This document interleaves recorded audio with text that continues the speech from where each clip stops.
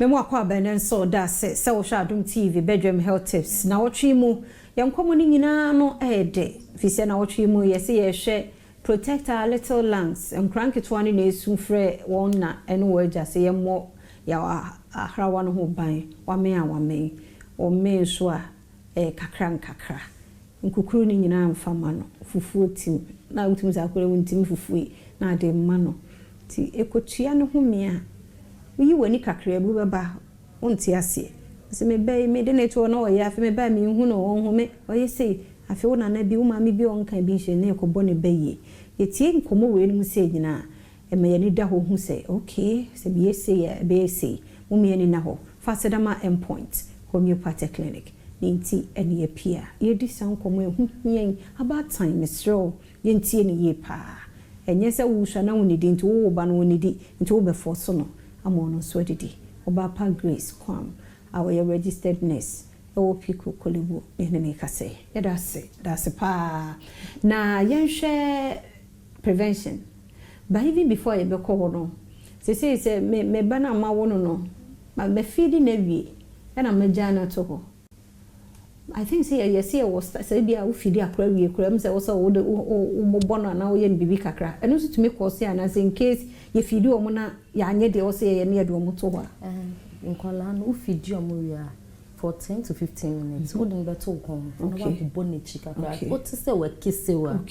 now the not what the net one so me fa no to on ne dem say fa na to ne side sani say eduane no o fi bi kra nkonkogu na hrawa no nti o de ne to ne side now the pillow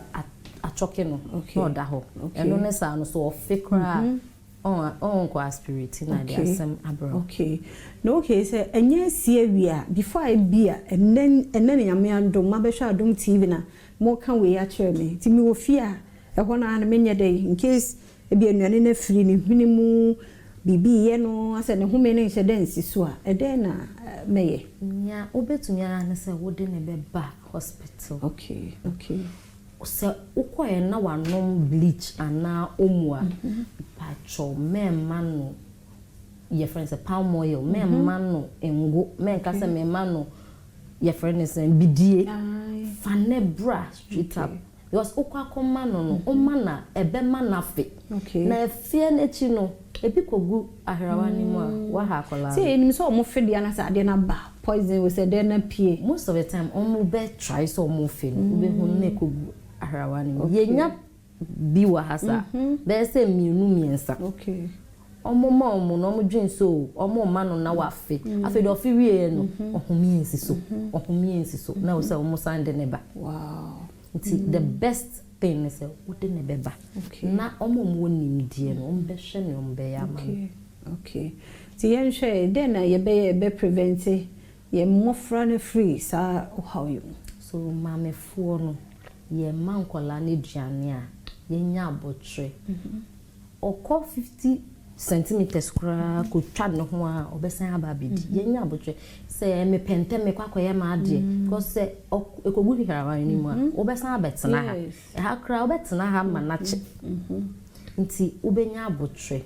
na afa nsuso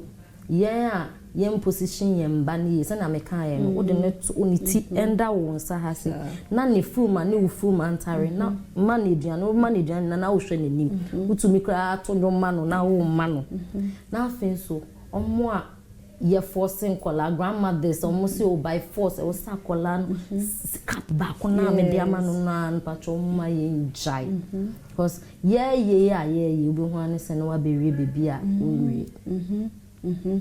ene ochna ye de bewie ye da se papa pa mesro yentie futu we ye na emoaye ochna nso nyame ya Adom aka ye ho na yentie enche 5 minutes die obetimi atia nsampo na bebi a wo kro no watumi akọ Fasedama point Homeopathic clinic ninti ene edi sankomo we nti ya bia ha wadwene fa Dr. Boateng so personal doctor obejo so na watio ochina nkwa hoden ho a ebeto so